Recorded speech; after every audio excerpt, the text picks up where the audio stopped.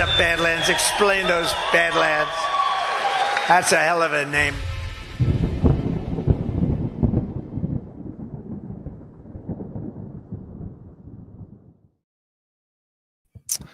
Good afternoon, everybody, and welcome to the Daily Herold here on Badlands Media. I am your host, John Herold.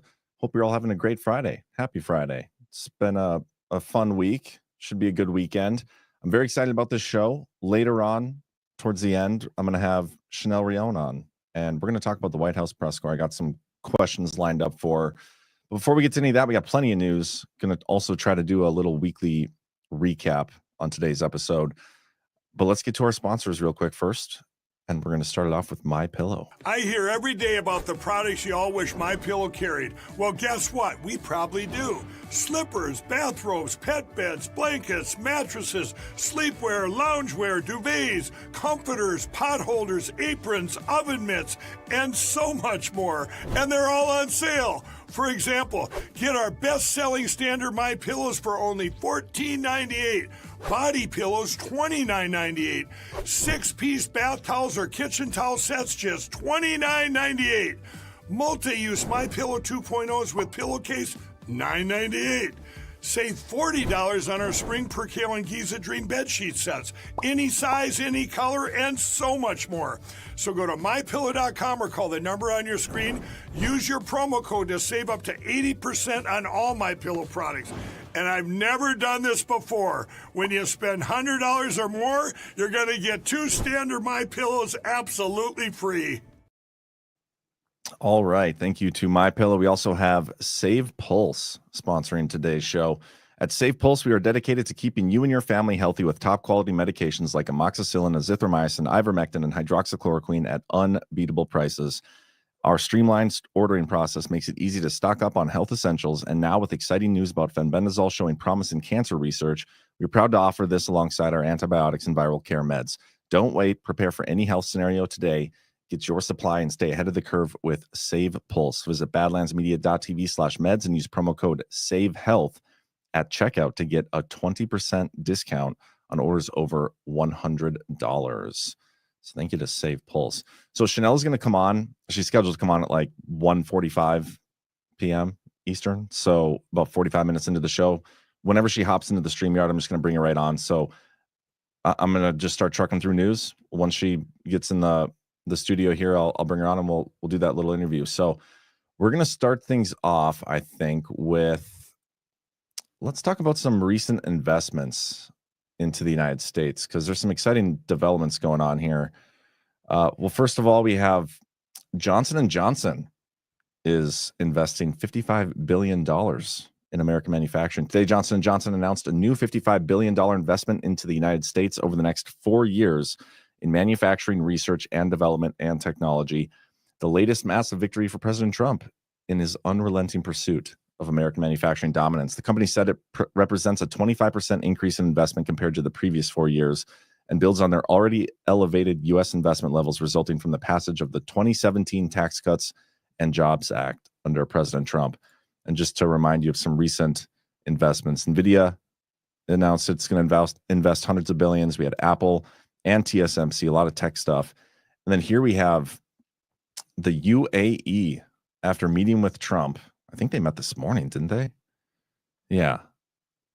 The UAE has committed to a 10-year, $1.4 trillion investment framework in the United States after top UAE officials met with Donald Trump this week. Maybe it wasn't today. The new framework will substantially increase the UAE's existing investments in the U.S. economy in AI infrastructure, semiconductors, energy, and American manufacturing, the official told Reuters. I'm curious to see exactly what that's going to be, because there isn't much details. I mean, this is pretty vague. AI infrastructure, semiconductors, energy, American manufacturing. I want to know specifics, but I'm sure we'll find that out. I wonder if that's in conjunction with some of these other, tech investments, but we'll see. Elon Musk was at the Pentagon today, and there's like a big kerfuffle over this. It was, I didn't quite understand it. The left was freaking out, like, oh, they're going to give secrets to Elon Musk. But anyway, billionaire Elon Musk held a meeting for more than an hour at the Pentagon on Friday morning as the close ally of President Trump called for the prosecutions of any Pentagon officials leaking false information about his visit. because that's the story, really, to me, is they scheduled this meeting. It was supposed to be secret, but then people started leaking. And I said from the beginning of this administration, all these advance notices being sent out by people about these new executive orders being rumored, and I don't like any of it, unless we get to partake in it too. If you're going to leak stuff to me, I'm all in. But if you're not going to do it to everybody, then these people should be fired, prosecuted, whatever. Musk is making sweeping cuts to the U.S. federal government, had been expected to get an overview of a number of sensitive topics. That's the part that's fake news, I believe. The New York Times reported he would be briefed on secret war plans for China, something Musk, Trump, and others denied. I think Musk even said on Twitter, I look forward to the prosecutions of those at the Pentagon who are leaking maliciously false information to the New York Times. They will be found, he wrote on X. So they're not shying away from going after leakers. At least they're talking a big game. But this is probably there's two bigger stories out of the Pentagon today, or having to do with the Pentagon. The first one is this. I posted about this on social media, and Ash had sent it over. Map shows U.S. military commands targeted for DOGE cuts. Okay, this is interesting. Senior Republicans have said they are very concerned about reported Pentagon discussions on widespread changes to the U.S. military structure and footprint abroad as extensive government cuts start to reach the Department of Defense. All the stuff going on, Trump administration has turned away from Europe, where the U.S. military has tens of thousands of personnel stationed, and looked toward how it will contend with the challenge posed by an ascendant China. And this is where it gets interesting. Republican Alabama Representative Mike Rogers, who heads the House Armed Services Committee, and Republican Senator Roger Wicker, the chairman of the Senate Armed Services Committee, said in a joint statement that they were very concerned about reports that claim DoD is considering unilateral changes on major strategic issues, including significant reductions to U.S. forces stationed abroad, absent coordination with the White House and Congress. NBC News reported on Tuesday, citing two defense officials and a Pentagon document seen by the outlet, that the Trump administration is considering giving up America's hold on the role of NATO's Supreme Allied Commander Europe, colloquially known as SACER, whatever. Of the U.S. military's 11 combatant commands, 5 could be blended under a new plan. The two defense officials also told the outlet the U.S. European Command and Africa Command could be merged into one command based in Germany, as could the Florida headquartered Southern Command with the Northern Command, according to the report. CNN also reported that the Northern and Southern Commands could morph into one dubbed AmeriCom, citing a document seen by the network. Again, so somebody leaked it to CNN, probably should get fired for that, unless it was an intentional leak, because I know sometimes they do that. But a little bit more here, and then I'm going to comment on this, because I think there's an interesting dynamic going on here. This could generate political risk for the U.S. in the country and restrain Washington in the Pacific, the network reported, citing the briefing document. The previous administration under President Joe Biden moved to make U.S. Forces Japan a joint force headquarters, accountable to the commander of Indo-PACOM, in what then Defense Secretary Lloyd Austin called a historic decision. We will not accept significant changes to our warfighting structure that are made without rigorous intra-agency process, coordination with combatant commanders and joint staff, and collaboration with Congress, the Republican lawmakers said in their joint statement. Such moves risk undermining American deterrence around the globe and detracting from our negotiating positions with American adversaries. Now, what I find interesting here is we have Congress and Senate members here, Senate Armed Services and the House, whatever. They're essentially saying, like, you're not going to do this. You can't restructure the military without our input, without us being involved in that process. That's not how it works. Based on the Constitution, the president is the commander in chief. Congress, I know, controls the purse strings, and they have, they're the ones who declare war, right? And when they set out the budget every year or two, they can hamstring some things in terms of how the military is structured and operates because they have the funding, right? So if Trump was trying to do something that would add to the budget, they could potentially be a problem and, have some say in how that would work. But considering the fact that they're doing this in line with DOGE to make things more efficient and save money, save billions of dollars by consolidating some of these things, what can Congress do? The budget's already set. It's already within budget. If they want to If they want to consolidate things, Congress has no say. The president is the commander in chief. Congress is not. Congress does not have a say in how the military gets structured like this in terms of military readiness and all that.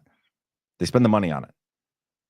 So this is an interesting dynamic we're seeing at play here, where all these moves Trump is making, it's almost forcing these other branches to show their hand and like overstep a little bit, whether it's the judicial branch or Congress. And we're going to need at some point some clear delineated lines, like, okay, this is not your authority, Congress. You stay out of the military's business unless we need to declare war. Leave us alone. They should have no say on this. But again, it's one of those things. Trump is challenging these. He's pushing these boundaries, and I love it. It's been a theme of this term for him, because we need this stuff defined for future generations. So very, very interesting, and I'm curious to see what happens. But these are the 11 combatant commander, or 7 regional ones. There's 4 other ones. It could be interesting to see these restructured and see some of those proposals. So very curious how that's going to play out. Okay. I'm going to talk about the Kennedy files again a little bit later, but I wanted to play this video because I think this is pretty interesting. Trump got asked by Peter Doocy this morning about the JFK files, and I want you guys to take a listen to this. Any questions? President Trump, 80,000 pages of documents is a lot to sift through. Yeah. Can you just tell us who killed Kennedy? Well, I was given the task of releasing that because many presidents have gone through it and they haven't released. And I said, release. We even released Social Security numbers. I didn't want anything deleted. They said, so what about Social Security? People long gone, but they're long gone. So I can't imagine. But I said, if you don't delete it, if you do delete it, we have people are going to say, why did you delete it? There's something in there. So we gave Social Security, we gave everything. And the rest is for you to look at, Peter. You're going to see whether or not you see anything. But we've given it. We're doing it with Dr. Martin Luther King, too. They're preparing all of that. They're going to release everything. And whoever else they want. I mean, we have nothing. We really have nothing to hide. We shouldn't have. When a lot of time goes by. But with the Kennedy files in particular, they were going crazy on them. I don't think there's anything that's earth-shattering, but you'll have to make that determination. In those, it's 80,000. It's actually 88,000, and we have some additional things, as you know, come out today. And for that, you can go to the offices and you can see whatever you want to see. Everything is out there, totally open. The additional stuff is available later on today. You go over to the offices and you can have it immediately, and you'll make a determination. Do you notice what he didn't say in that answer? When asked directly who killed Kennedy, he did not say Oswald. He said, we're releasing all this stuff. The media is even freaking out about the Social Security numbers, which they have that story somewhere. Yeah, the White House scrambles after JFK files expose Social Security numbers of people that are long dead by now. But he didn't say Oswald. And that's what's most interesting about that clip to me, because that is that's the party line. That's the narrative they tell us is lone gunman, Oswald. He says, you're just going to have to go look for yourself. We're totally transparent about everything. You have to go look and see what you find. So it's definitely an Easter egg hunt for us. Is there a smoking gun? He kind of said there's probably not a smoking gun, but you have to make that determination for yourself. He didn't say Oswald. And that is, to me, that's a pretty important takeaway. But what they were really doing this morning was making an announcement of a new multi-billion-dollar jet fighter. I'm going to show this article first, and then I'll play that clip. President Trump is set to announce the go-ahead for what may turn out to be the most expensive fighter in history. A sophisticated jet, the Air Force believes, is vital to deter China's military in the decades ahead. People familiar with the matter say. Trump and Defense Secretary Pete Hegseth are expected to announce a decision Friday at the White House. The piloted planes are to be fielded in the 2030s and would fight alongside semi-autonomous drones as the Pentagon seeks to gain a technological edge over U.S. adversaries. The future of the program had been in doubt after the Biden administration opted to leave the final decision on how to proceed to the incoming Trump administration. That's interesting. the Biden admin was like, we'll just say, we'll let Trump decide that. Elon Musk, the billionaire and Trump ally, has publicly campaigned against manned aircraft, which he said were obsolete in the age of drones. I don't remember what the movie's called, but there is a movie, and we talked about this on a Liberty Den not long ago, where the whole plot of it is the world's most elite jet fighters are, there's this unit, and they bring in basically an autonomous drone to be a jet fighter. It's like a jet fighter, but it's totally computer operated. And the thing gets struck by lightning and goes haywire and starts causing problems, and they have to defeat the jet. It's not Top Gun 2. I don't remember what it's called, but thank you, Bravest. But yeah, that's like where I see this going. So we'll probably talk about this again a little bit on the Power or the Liberty Den tonight. But take a listen to what Trump said in this video, because this is kind of breaking news. Sounds like he said something that was previously classified. The F-47 will be the most advanced, most capable, most lethal aircraft ever built. An experimental version of the plane has secretly been flying for almost 5 years, and we're confident that it massively. Okay, so the chat, it's called Stealth. It's a pretty good movie. And what he just announced here is the plane that they're going to start building en masse, they've already had it for the last 5 years, secretly flying around and being tested. That's pretty interesting. Overpowers the capabilities of any other nation. There's no other nation. We know every other plane. I've seen every one of them. And it's not even close. This is a next level. Level 5 is good. This is level 6, they say. The F-47 is equipped with state-of-the-art stealth technology. It's virtually unseeable and unprecedented power. It's got the most power of any jet of its kind ever made. Maneuverability, likewise, there's never been anything like it, despite the power and speed. Its speed is top. It's over 2, which is something that you don't hear very often. America's enemies will never see it coming. Hopefully, we won't have to use it for that purpose, but you have to have it. And if it ever happens, they won't know what the hell hit them. It's funny listening to them talk about that stuff. It's got a speed of 2. They won't even see what's coming if we have to use it. Anyway, so that I thought that was interesting. I want to read this post from Congressman Brandon Gill, and then talk about a post I put up yesterday. Activist judges know that even if the rulings get overturned on appeal, the process could take months or years, burning away valuable time from Trump's presidency, stopping him from executing on the mandate voters gave him. Left unchecked, the process itself is the judicial coup. That's why the Supreme Court must step in and Congress must act now. And this is in reference to these rogue judges trying to stop Trump's administration, his agenda. The most notable one is the one regarding the Alien Enemies Act, because there's all these corrupt ties to him, previous ties of the FISA courts. And how is Trump going to respond? Because what he's doing is he labeled the invasion at the border an invasion. He labeled Tren de Aragua a terrorist organization, and then he used the Alien Enemy Act to get rid of him. On Trump's first day in office, the day he was inaugurated, Trump declared a national emergency at our southern border. And within that emergency, he left open the possibility to invoke the Insurrection Act. Okay, within 90 days of the date of this proclamation, SecDef, Homeland Security, all these things, shall submit a joint report to the president about the conditions at the southern border of the United States and any recommendations regarding additional actions that may be necessary to obtain complete operational control of the southern border, including whether to invoke the Insurrection Act. Now, the definition in our law about the Insurrection Act, this is what it says: whenever the president considers that unlawful obstructions against the authority of the United States make it impracticable to enforce the laws of the United States in any state by the ordinary course of judicial proceedings, he may call into federal service such of the militia of any state and use such of the armed forces as he considers necessary to enforce those laws. These rogue judges are obstructing Trump's authority, and they're making it impractical to enforce the laws of the United States.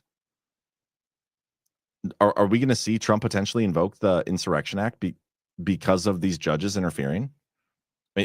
That could be interesting. I think there's a path there. I don't know if he'll want the optics of that, but also I don't know if he cares about the optics anymore. He clearly doesn't. The stuff he's doing with the economy kind of proves he doesn't care about the optics. So I wonder if we'll actually get any movement or chatter on him going that direction. I'd allow it. So we'll see. I just wanted to point that out. Apparently, King Charles reportedly made a secret offer to Trump during a state visit after Starmer hand-delivered the letter from the king. King Charles is reportedly preparing to offer the United States associate membership in the Commonwealth during Donald Trump's upcoming state visit to Britain. I don't even know what that means. Like, what does that mean? Why do we care? Why do we care about having a membership in the Commonwealth? Is it just a symbolic thing? Okay, cool, great. But if it comes with anything or comes with any demands, or why would we want to be part of that?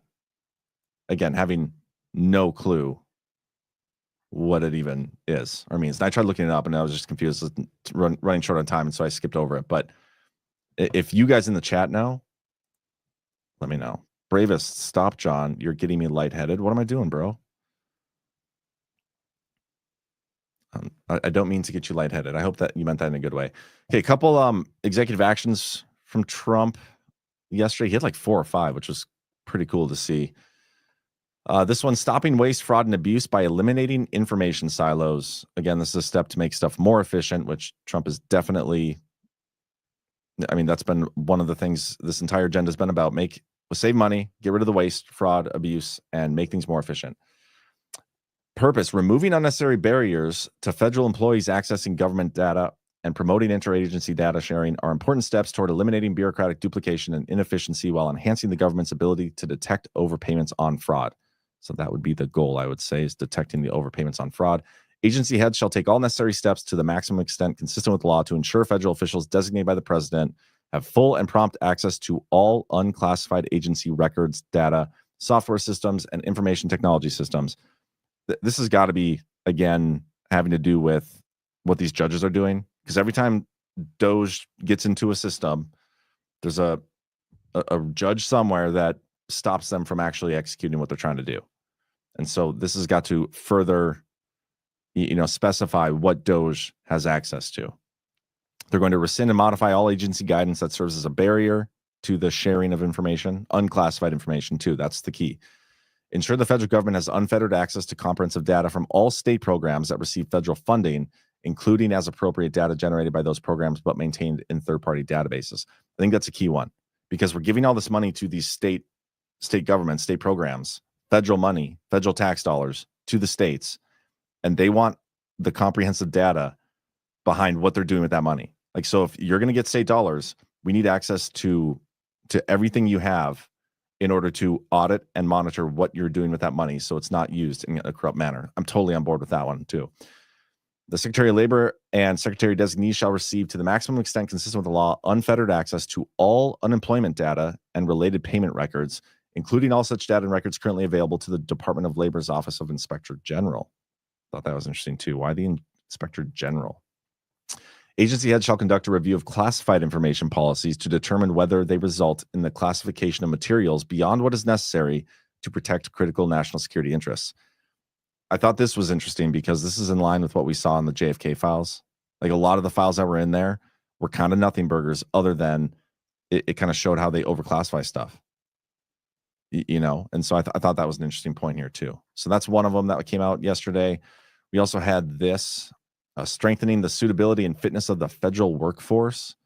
I'm not going to go too in depth on this one, but essentially it's the director of OPM delegated the authority to make final suitability determinations and take suitability actions regarding employees in the executive branch based on post-appointment conduct consistent with applicable law. In this context, a suitability action can include a directive by OPM to the head of an executive department to remove an employee who does not meet the suitability criteria defined in the OPM's regulations. So there must be a group of employees that they can't get rid of for whatever reason. And so they need to further specify the authority that the OPM has to get rid of those people if they're not doing their job according to what they should be doing. So again, totally on board with that. This is a good one. Consolidating waste and saving taxpayer dollars by eliminating waste by consolidating procurement. The federal government spends approximately $490 billion per year on federal contracts for common goods and services. That seems like an insane amount of money. Does it not? $490 billion for common goods and services. The types of goods and services purchased by nearly every executive department and agency, making it the largest buyer of goods and services in the world. So is this like cleaning and printer paper and ink and pens and notepads? Is that what they're talking about here? Because I don't even know for sure. I was trying to figure it out. I don't know what that means. And if that's the case, $490 billion seems like a lot, especially where we are today in terms of technology. Seems like a lot. As a matter of sound management, these standardized procurement functions should be carried out in the most efficient and effective manner possible for the American taxpayer. The General Services Administration was established in 1949, blah, blah, blah, blah. It is time to return the General Services Administration to its original purpose, rather than continuing to have multiple agencies and agency subcomponents separately carry out these same functions in an uncoordinated and less economical fashion. St. Pete 70 says significant shrinkage. Normally that's a bad thing, but I think in this case it's okay. Consolidating domestic federal procurement in the General Services Administration, the agency designed to conduct procurement, will eliminate waste and duplication. So again, more efficiency, love it, totally on board. Maria Foreman says gas, all kinds of things, lunchroom, shredders, bleach bed. Yeah, who knows what's in here, but regardless, that's an insane amount of money to be spending on that kind of stuff. So another one I'm totally on board with. We got this one. This is a longer one. Immediate measures to increase American mineral production. And I think the best way to go through this is to read the fact sheet. So on the presidential website, they have the actual orders, but they also have fact sheets about them. So you don't have to go into the nitty-gritty details. They're essentially looking to streamline mineral production by, like, if there's already been applications submitted or project proposals submitted that are like ready to go, they're just waiting on approval. They want to go through those right away and approve all the ones they can. So it even says agency shall compile a list of all mineral production projects that have submitted a plan of operations, permit application, or any other approval requests to that agency in order to expedite the review. So that's great. Let's get these pushed through. New recommendations will be provided to Congress regarding treatment of waste rock, tailings, and mine waste disposal under the Mining Act of 1872. Secretary of Interior will prioritize mineral production activities over other types of activities on federal lands that hold critical mineral deposits. They talk about financing stuff in here. They're basically just looking for all the ways they can to increase mineral production. And the reason is we have 100% import reliant on at least 15 critical minerals. That's a lot. That's a lot, especially if you have them here. So totally makes sense to want to ramp this up. We're 70% of the U.S. imports of rare earth minerals come from China. That's a bad one too. I love how the chat right now is just like going through listing all the things that the government buys. Staplers, Post-it notes, bubble wrap, red classified binders and folders, whiteout, K-Cups coffee. We should compile a list, and I think it's a good idea, chat. You guys are killing it. Improving education outcomes by empowering parents, states, and communities. Absolutely love this. This is him basically dismantling the Department of Education. Our nation's bright future relies on empowered families, engaged communities, and excellent educational opportunities for every child. Unfortunately, the experiment of controlling American education through federal programs and dollars and the unaccountable bureaucracy. I cannot read today. It's so weird how one day I can read perfectly good, don't mess up at all.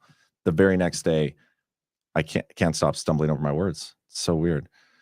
But whatever. Anyway, those programs and dollar support has plainly failed our children, our teachers, and our families. Closing the Department of Education would provide children and their families the opportunity to escape a system that is failing them. Today, American reading and math scores are near historical lows. This year's National Assessment of Educational Progress showed that 70% of 8th graders were below proficient in reading and 72% were below proficient in math. The federal education bureaucracy is not working. By the way, my son, first grader, he got to read at Mass today. He did a great job. Very proud of him. And it's so funny too, because he's a great reader, really good at reading, but he's like got a little anxiety. He doesn't like even going to Mass alone. So I go with him almost every week, especially the weeks I have him. But he just like got up there and read today at Mass. It was crazy in front of the whole school. It was awesome. Anyway, closure of the Department of Education would drastically improve program implementation to higher education. The Department of Education currently manages a student loan debt portfolio of more than $1.6 trillion. This means the federal student aid program is roughly the size of one of the nation's largest banks, Wells Fargo. But although Wells Fargo has more than 200,000 employees, the Department of Education has fewer than 1,500 in its Office of Federal Student Aid. The Department of Education is not a bank, and it must return bank functions to an entity equipped to serve American students. Ultimately, the Department of Education main functions can and should be returned to the states. And so to the Secretary of Education shall, to the maximum extent appropriate and permitted by law, take the necessary steps to facilitate the closure of the Department of Education and return authority over education to the states and local communities while ensuring the effective and uninterrupted delivery of services, programs, and benefits on which Americans rely. And so the stuff like the loans, I think it's going to go to the, I don't even know, he said the Fed or the Treasury, IRS maybe. I don't remember. I think it was Carolyn Levitt yesterday who said basically the stuff that has to stay, like the loans and some other things, they're just going to be transferred to other agencies. Stuff to do with special education is going to be transferred to the Department of Health and Human Services. The Department of Education itself is going to be shut down, and I'm cool with it. It needs to happen. And now we really need to push, though, on we're shutting down the Department of Education. We need to see the school choice bills pushed through at every state. North Dakota's still playing cat and mouse. I'm not confident they're gonna do what they should do. Small Business Administration. That's where I went. Thank you, chat. Claire 367 loans and grants to SBA. You guys are correct. I couldn't remember. So thank you for correcting me. All right. I thought this was really cool. Yesterday, the 250th anniversary of Patrick Henry's Give Me Liberty or Give Me Death speech. And the reason I like this so much is because I feel like he's a kindred spirit to us at Badlands. And maybe I'm speaking too highly of Badlands by saying that, but I just want to read this. A Baptist minister who observed the proceedings later, actually, I'm going to start a little earlier. Some members cautioned against such divisive action, insisting that peaceful reconciliation was still possible, but as Henry listened, he grew more impatient. A Baptist minister who observed the proceedings later recalled that he had an unearthly fire burning in his eye. Overcome with righteous indignation, Henry rose from his seat with no notes in hand, boldly beseeching his fellow Virginians, if we wish to be free, we must fight. At a moment when America's fate hung on the balance, Henry's words sparked daring action in the souls of patriots, fortified the cause of freedom, and set America on a path to ultimate triumph over forces of tyranny and oppression. By a narrow margin, the Second Virginia Convention passed a resolution to form a militia, the first critical step to independence. It is not now easy to say what we should have done without Patrick Henry, Thomas Jefferson later wrote. He was before us all in maintaining the spirit of the revolution. As we approach the 250th anniversary of our nation's independence on July 4th, 2026, we look to Patrick Henry, a son of the frontier, the first and sixth governor of Virginia, an unflinching advocate for American independence, and a true man of his moment. Today we invoke his courage, we honor his legacy, and we fearlessly summon the spirit of 1776 to build a future that we will be proud to impart on our children. Like Patrick Henry and the giants of American liberty who came before us, now is our time to ring the great bell of American freedom and to propel our nation into a new and radiant golden age. That's what we're trying to do, guys. Badlands, Great American Restoration Tour. We are doing our best to forge that path forward, and we do it in the spirit of, as if we're the ghost of based Patrick Henry, which I haven't seen him in the chat. So I don't know why he's not watching. This is the only show that he should be watching right now. Let's see what else I got before Chanel gets on here.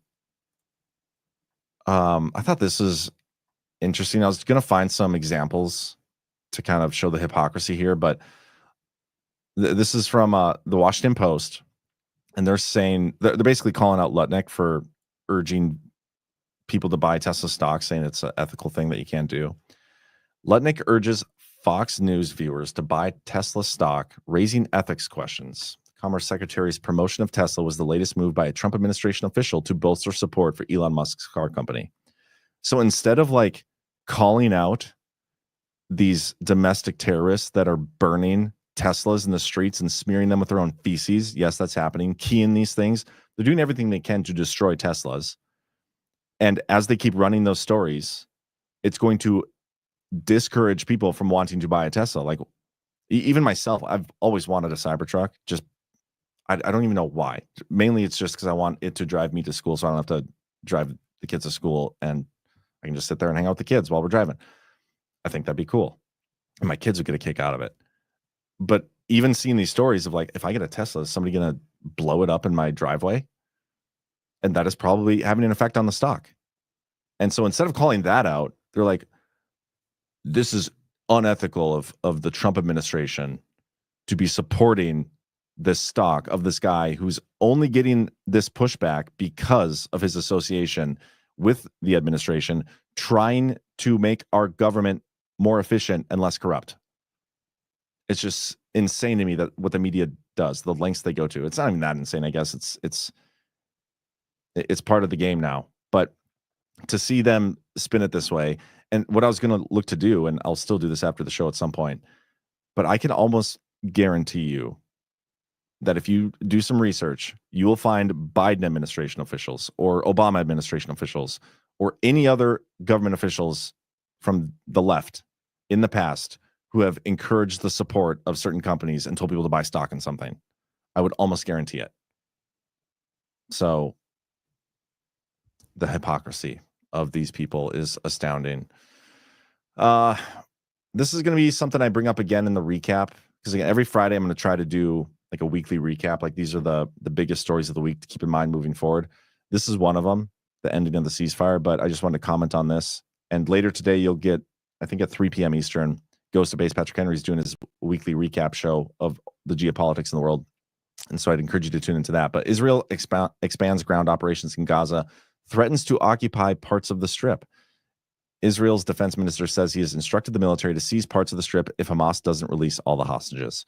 So the ceasefire is still, I don't even, it's up in the air right now. We'll see what happens. I do think we're going to see more involvement from the coalition in the general vicinity, like Saudi Arabia and those people, Egypt, Jordan. We'll see. Yesterday, there was a story of the astronauts coming home, and the story was that they're not going to get paid overtime. And people were like making a big deal of this. Like they were in space for 9 months and they're not even going to get paid overtime. Trump was asked a question about that today at the White House, and this is what he said. I thought it was a great answer. The 2 astronauts that you just helped save from space, they didn't get any overtime pay for all that extra time. They got $5 a day per diem for 286 days. That is $1,430 in extra pay. Is there anything the administration can do to get them, to make them whole? Well, nobody's ever mentioned this to me. If I have to, I'll pay it out of my own pocket, okay? I'll get it for them. Mr. President, I like that. Mr. President, I'll pay it right out of my, is that all? That's not a lot. For what they had to go through. And I want to thank Elon Musk, by the way, because think if we don't have him. You know, there's only so long, even though they're in the capsule up there, that the body starts to deteriorate after 9 or 10 months and gets really bad after 14, 15 months with the bones and the blood and all the things that you've been reporting on very well. And if we don't have Elon, they could be up there a long time. Who else is going to get him? And I just want to thank him. He's going through a lot, what they're doing to him. And these people are going to be caught, and they're going to be caught, and they're going to be prosecuted. And from what they tell me, I see this just by watching your programs and reading the news, but from what they tell me, they could get 20 years in jail, and they'll get it. I'll tell you, there's going to be no leniency, and there'll be no pardons. I can tell you that right. And you said this morning. So kind of a 2-part answer there. First, the left won't be able to spin the astronaut story and them not getting overtime, because again, they're looking for all sorts of reasons to attack Trump, and this is one of those things. And him saying he will pay them out of his own pocket if he has to, totally takes that narrative weapon out of their belt. So absolutely love that. And then he goes on further saying, like, we are looking for the people that are destroying Teslas all over the place, and we're looking for who funds you as well. That's the key. They're not just going to stop at the people doing this. They're going to figure out who's paying these people, which acknowledges that there is somebody financing this stuff behind the scenes. That's pretty interesting too. So we'll see what happens. This is kind of in line with the swatting. It's like a 2-parter. You know, we have all these stories of the swatting. I believe most of them. Some of them, I'm sure there's a fake 1 or 2 in there. I would like to see the evidence before I believe and offer sympathy. But that's happening at the same time as these Tesla stuff. Coordinated, very coordinated. Now I want to show this. We had a Doge staffer speak out, unveiling the mission to fix the IRS and its outdated infrastructure. Would you guys take a listen to this? Yeah, I've been brought in to look at the IRS's modernization program in particular, as well as the operations and maintenance budget. I really care a lot about this country, and this is a huge program that's currently 30 years behind schedule, and it's already $15 billion over budget. Wait a second. Explain to our viewers what the program is in layman's terms. Yeah, so the goal is to take, the IRS has some pretty legacy infrastructure. It's actually very similar to what banks have been using. It's old mainframes running COBOL and assembly. And the challenge has been, how do we migrate that to a modern system? Virtually every bank has already done this, but we're still using a lot of those same systems. And typically in industry, this takes a few years, maybe a few $100 million. And we're now 35 years into this program. We've actually been, if you ask them now, it's 5 years away. And it's been 5 years away since 1990. It's supposed to be delivered in 1996, and it's still 5 years away. In your area of expertise that informs your ability to do this review is what? I'm a software developer by background, and I'm a CEO of a software technology company. So when you came into the department, the first thing you do is just get into the guts of the system and see how it operates? Yeah, really talk to the software developers, talk to the people on the ground and what they're seeing. I think one encouraging thing is we actually have quite a lot of software talent on the ground, people writing code. We actually have quite a lot of good people. It is almost always the case that when I ask them what the correct answer is, how do we solve these problems, they're almost always right, which is good. They just haven't been in a position to be empowered to make those decisions. So I'm actually pretty optimistic that we can solve this. I think this is the first Doge staffer that we've seen publicly, like speaking. I could be wrong on that, but I'm pretty sure that's the first one. And I like that. I wonder how much pushback he's going to get now. But everything he's talking about is common sense stuff. Like if you have an outdated, software program managing Social Security payments, like why would you not update that? You want the latest and greatest, especially when all we've seen is waste. We had 380 million people on our Social Security getting payments, and some of them over 300 years old. Like that can't happen. So I just thought that was interesting. We also have a new comment from Trump. He's at the White House talking. He gets asked about the ceasefire in Ukraine and Russia. And I'm just going through a couple stories here before Chanel hops on. As Russia continues to attack Ukraine, are you planning to impose any sort of Well, they're sanctions? fighting against each other. Yeah, I think we're going to have, we have a ceasefire on a lot of areas, and so far that's all held very well. And getting that ceasefire, they had a lot of guns pointing at each other. You had some soldiers, unfortunately, surrounded by other soldiers, and they are going to be, I believe we're going to pretty soon have a full ceasefire, and then we're going to have a contract. And so if you didn't catch the question there, he's asked about, are you considering sanctions against Russia? And he's like, well, they're fighting each other. There's two sides to this conflict. But essentially, we're going to have a ceasefire soon. A full ceasefire should be coming soon. So we'll see what happens. And while we wait for Chanel here, I'm going to just play one more clip because I thought this was pretty funny. If I can find it, where'd it go? Okay, here it is. I don't know if you guys saw this, but Joy Reid. Actually, you know what? Chanel just hopped in right now, so I'm gonna bring her on real quick. For those of you who don't know, Chanel is a journalist. She's a primetime host, the founder of the National White House Correspondents Association, and very much looking forward to this conversation. Chanel, how you doing? Hi, you're Patel Patriot. I am. John Herold is the real name, but well, let me just preface this with my godmother is an absolute top fan of yours, and she has been singing your praises forever. So I'm very honored to be on the program. Well, that's good to hear. I think I met her at a conference or something somewhere. I think. I'm sure you did. I remember somebody telling me like, you need to get in touch with Chanel, and like I know where I can get. I'll put in a good word or something. And anyway, I'm so glad to have you here. Honored to have you here on Badlands. I want to talk to you about the White House Correspondents Association, the press corps, because you were kind of at the front line of advocating for change. Can you kind of outline what you went through, back in 2017, was it, when you first started your new? I first started at One American News in 2019 in the spring, and I was new to media, period. And I joined as a weekend White House correspondent. So I was new to not only the field of journalism, I was new to the White House scene, the Washington scene. I was new to everything. And in a way, being new to a set industry is an advantage because you can just wander into scenes and places that you're not supposed to be. And all of a sudden you find yourself, asking the president a question face to face. The challenge that I ran into very quickly was running into set structures that had not been questioned for decades. That set structure was monopolizing the White House briefing room. It was in the form of the White House Correspondents Association. I found out that was not an official organization of the government. It was not, mandated by Congress. It didn't have a contract with the White House. This was just a private 501c3 that was somehow acting like these rogue judges are acting now. They were acting like they were kings of the White House briefing room. They decided who sat where. They decided who got access to the Oval Office, who was able to participate in what we call a pool.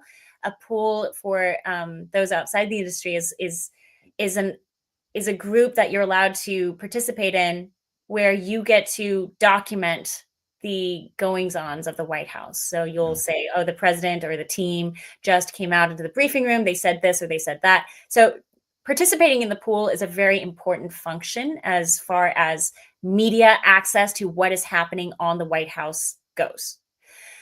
So what I discovered very quickly joining One American News as their new weekend White House correspondent and then later chief White House correspondent was this was a cabal. They bullied anyone who challenged them. And I was just not susceptible to their bullying, mostly because I wasn't a member, number one. And number two, when COVID struck, they had removed my seat because I asked some question they did not like. So they removed OAN's seat assignment, and suddenly I was outside the briefing room. I asked the White House, hey, I've been, quote, ejected by this private group from accessing the president and the press secretary. How do we go around this? And the press secretary at the time looked at me and said, you know what? I'm personally inviting you to the White House briefing room. You may stand in the very back. We'll sort this out. We'll figure out how to navigate this. But for now, just stand in the very back. And it was over the course of that encounter with this cabal, this monopolistic private organization that was telling everybody what to do in the briefing room, that I then formed my own competing association. And that was the National White House Correspondents Association. And what I discovered was that no one had challenged them before in its entire 100-some-year history. Way. Nobody had challenged them because they were too afraid of the system. Yeah. They were afraid of the system of, well, if I challenge them, no one's going to have my back and I will be out in the cold. I won't have access to the White House. And so everybody of all colors and stripes played along until One American News, until me. And so we formed, we stood up, the Herring family of One American News stood by me. And I, on my own, set up the National White House Correspondents Association. And we ultimately had our own tent. We didn't get our seat back. We still don't have our seat back, by the way. But we built a tent. We maintained a workspace in the basement. And I ended up appearing inside that briefing room every single day during the COVID era. And that was just an incredible experience, but eye-opening. Challenge monopolies, it has to be done. And oftentimes it just takes one person, literally one person, to say, how does this work? And that opens up a whole can of worms. Yeah, well, definitely commend you for that. You don't see enough people standing up to the powers that be. But it's interesting you don't have your seat back when the White House stripped the White House Correspondents Association of their power, right? Like they don't have any role anymore, I thought. Well, they still have roles. I mean, obviously, they're still in there. They're still operating. They've been stripped of their pool assignments, which is something I was recommending behind the scenes for a very long time. Mm-hmm.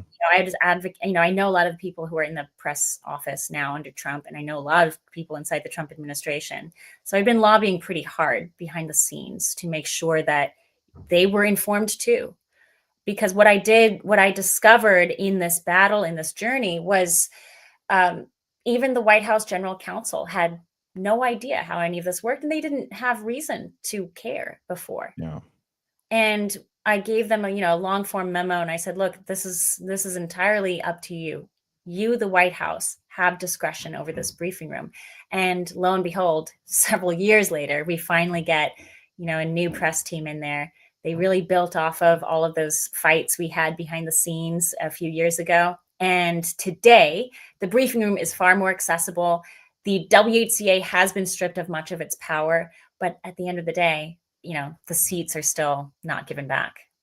Yeah, that's just so weird to me that they still control the seats, even though the White House, they made this push about new media, right? And a lot of people, especially us here, like we're a little guy, but we're trying. We want to get more involved. We want to have a seat at the White House. And they say we're going to have new media. We're going to invite everybody. Anybody can apply. And it's been a month and a half, and we haven't heard a peep. Like we don't even know. I mean, do you think they're living up to their kind of promise of new media in the White House? Because to me, it looks like it's just all the same old people. You know what I mean? Let me answer it this way. I would do it very differently. You would. And I have provided a lot of documentation about ways to do this, and I think they've taken some of it and they've left out some of it. But one of my recommendations was, we should divide that room in half. Let the WHCA control half the room, and then let other organizations like mine control the other half. And instead of having assigned seats for all of those spots, have delegates. So, NWHCA, my organization, I would propose delegates. So you'd have someone who's in the room who has, say, 50 or 60 members that they represent, kind of like you would do in Congress. And each of those 60 members, they would fall in a different category. They'd be like regional podcasts or bigger podcasts or whatever. And those individuals can then provide their constituents, let's say, a pathway to the White House press office. If you had a question, John, from Badlands Media, you could send your set of questions to your representative, and that representative could make sure that your questions were answered, because that's one of the jobs of the press office, is to answer questions from the briefing room. And this White House has been pretty good at that. The Biden White House was terrible. The Biden White House was terrible at answering any questions. This White House is a little more organized. That said, everyone's walking into new territory, and everyone's having to kind of be very cautious about how they do this. I don't think the whole one new media seat for the briefing room is quite cutting it in terms of shaking up the room. But they're doing this one step at a time, and that's their prerogative. Because again, as I have said before, this briefing room it exists, and it allows people in at the grace of the press office and the administration in power. And that's how it should be. Yeah. Do you think ultimately they're going to get to a spot where it is in line with your vision? Or do you think they're just they said they're going to do it, but they're just to me, it seems like status quo, and it is what it is. I know a lot of people don't like talking harshly about the administration, but I'm just calling it like I see it. It doesn't seem like much change from my perspective. You know what I mean? I'll tell you what to look for. Go look at what the Pentagon is doing. I have very dear friends inside there who have really shaken up the media landscape in there. Yeah, isn't it Gabrielle? I can't remember her last name, but she's from OAN, right? Yeah. Yes, she is. She's come back to us. So she used to be with us a few years ago, and then she went to work in the administration, and now she's back, and she's our Pentagon correspondent. She is doing phenomenal work. And look at what the Pentagon did when they broke up that briefing room. They swept in and said, you know what? A handful of these outlets like NBC have maintained for too long an inhabited monopoly in this Pentagon, and we're going to give some other outlets a chance. And that's what they did. And OAN replaced NBC News and their office space. It was a huge victory for press freedom. As far as the White House goes, let's see. I mean, I think they're still only 2-3 months into this project. project, and they've already, I would say, accomplished what I had set out to do at the very beginning, and that is break up the WHCA monopoly. And that to me is a huge victory, and we must be applauding it. There's going to be nitpicky things that we all, maybe little details we think we would do differently, but I think give them time. I think give them time. I think they'll eventually adopt some policy that makes sense. My big concern, you've got to institutionalize this stuff. If you don't, then the next administration can come in and just reinstate the status quo again. So my next recommendation was, let's just unbolt the chairs in the briefing room, remove the seats, standing room only. That democratizes that room immensely. And then my new mission is to figure out ways to modernize that White House briefing room. I would like to figure out ways, team up with some big, technologists, and figure out ways to modernize that room so we do in fact have a room that reflects modern media and a diversity of press, a true diversity. Yeah, and that's what we want to see too, because we're sitting here and we're seeing these NBC and CNN, they're asking just the dumbest questions. It's like you're not moving the needle with that. You're just trying to push your narrative, where there's things that we actually want to know about the goings on there that we can't even get our voice in. So we would love to be an ally to you in that fight in any way we can. I know you probably got to run here because you have a show here starting, don't you, shortly? We do. Well, we tape every day, and I have to tape a little earlier just because I have law school going on at the same time. But we air our show every night, 10 p.m. Eastern on One American News. And John, I hope you are a member of NWHCA. We'll make sure that you're in. We'll make sure that you got all the updates. I'll start ramping up activity for NWHCA this summer, so stay tuned. Awesome. Yeah, we'll definitely have to have you back as well. I got more questions. I have a list of like 6 things I wanted to go through, and you got through about 1.5. So really appreciate your time though, and we'll definitely talk about joining your organization, NWHCA. So thank you, Chanel. John, pleasure to be on with you. Thank you. Thank you. Awesome. Her fight has been so interesting to see, because when we first wanted to get access to the White House, right? Like they were talking about this new media thing. We went to the WHCA's website and we're like, we have to sign up for this. We have to pay money for this. We have to get credentialed by Congress and all these things. We're like, we're not doing that. And then they sent out, a week or so later, we're new media, everybody, and just apply and anybody gets accepted and whatever. But we haven't heard a peep yet. I would love to send Ash in America to the White House, because I think she'd be better than any single reporter that I've seen there. She'd be tied with Chanel Rion and maybe Natalie Winters in terms of quality of journalism. But we don't get access. We don't have a way to submit questions or anything. It's definitely something I want to see more of a reform on. And Chanel's been leading that fight kind of under the radar for a long time. So really appreciate her time joining. And like I said, I had so many more questions, but she was fantastic. This is what I'm going to do. Since we're at the hour mark, I'm going to play my outro video thing right now. And then I'm going to come back and I'll do the weekly recap segment thing where I just talk about a couple of the key stories of the week. So technically we're under an hour for the main part of the show. If you want to stick around for some of the recap stuff, you are more than welcome to. And then I'll read the rants if I have any. So I'll be right back, guys. 0. Extra, read all about it. 2, 3. Let's get started.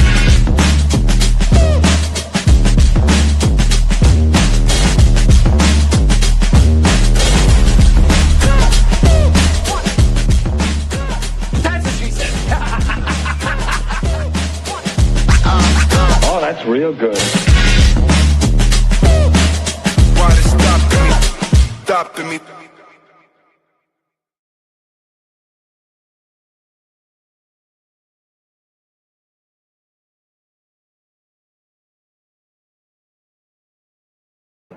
You guys hear me? My camera's turned off and my mic turned off. There's a saboteur somewhere messing with my stream here. But yeah, Chanel's great. Thanks, guys, for sticking around. Chat seemed to enjoy it. I can't believe she knew who I was. A little embarrassed, almost. But yeah, I do remember, like, I think it was at the very first time I ever spoke at a conference in Vegas at the Ahern back in 2021. I remember this lady coming up to me talking about Chanel Rion. She's like, I'm pretty sure we were talking about the same person. She's like, I need to get you in touch with her. You need to talk to her and interview her, all these things. And it just never materialized. But it's pretty cool she knew who she was. Anyway, the weekly wrap up. So the stories that I'm keeping my eyes on, the biggest stories of the week, I would say, number one is the AutoPen story. To me, it's huge. The disclosure of Biden signing documents with an AutoPen, or so Biden not signing them at all, and Trump's acknowledgement of this, multiple comments about it, and the big one is him retruthing.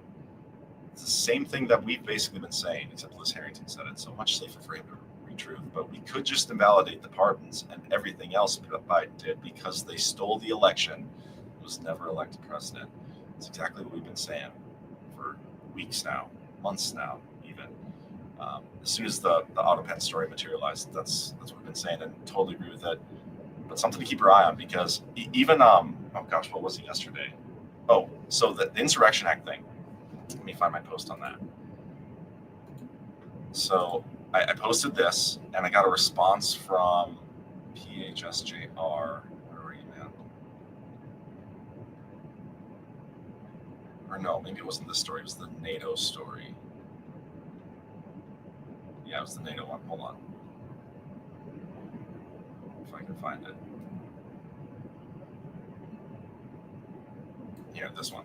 So, is Trump going to withdraw from NATO? All these things. PHSJR, Phil Scarborough said, I'm pretty sure he can't unilaterally do that.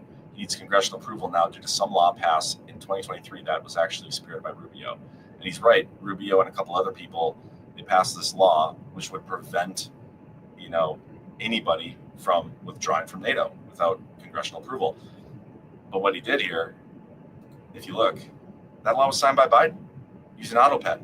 If they invalidate everything Biden signed in a law, that would include that thing. Maybe Trump can withdraw from NATO. So that's story number one. I keep your eye on. Number two is the ceasefire in Israel collapsing. I'm not going to comment much on it.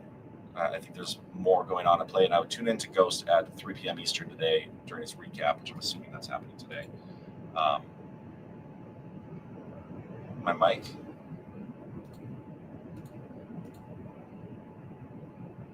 Oh, man. Is that better? Sorry, guys.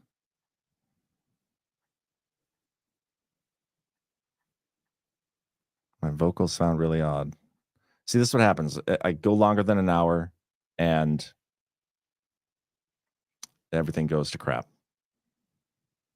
But I'm not starting over. The AutoPen was story number one. Number two is the ceasefire in Israel. Number three is the JFK files being released this week.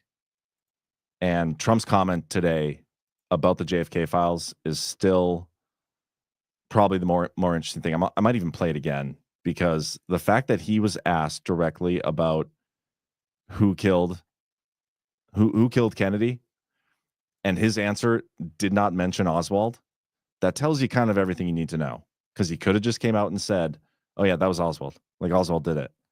No, he's like, here's all the files we got, and you'll just have to go through and come to your own conclusion.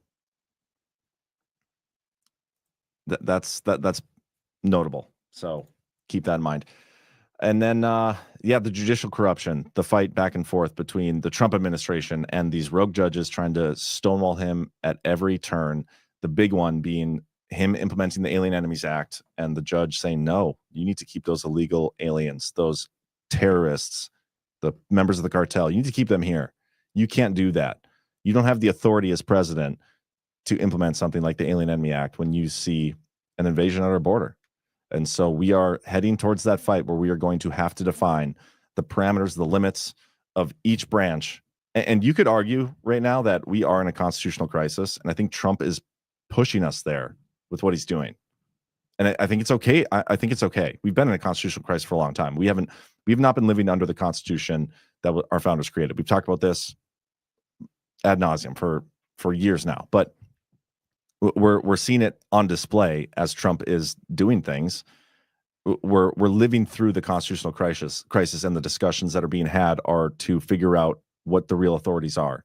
And I think it's just super interesting. So yeah, those are the big stories from this week. The auto pen, the ceasefire falling apart in Israel and not really manifesting in Ukraine, Russia. That's part of it too. The JFK files being released, Trump not acknowledging Oswald as the killer, and this judicial corruption going on. So thank you, everybody. We have one rant. Awesome shows this week. This is from Marcy Serve. Awesome shows this week, John. Love the special guests. Thank you. Thank you. We are trying to get more guests on. We got word out to some congressmen or congress people, I guess, and we're going to keep trying to bring some guests on this show. So yeah, if you like the show, hit the thumbs up. I'd greatly appreciate it. Make sure you share it around with your friends and family. Try to get through this in under an hour most days. And yeah, we'll be back tonight on the Liberty Den at 10:30 Eastern. Get your GART tickets, badlandsmedia.tv/events. Ricky Irish says, great show, John. Sorry, BB messed with your mic. Yeah, somebody did. Won't stand for it. I'm going to write him a strongly word. I'm going to reprimand him. But yeah, so we'll see you guys tonight on Liberty Den. You guys have a great rest of your day.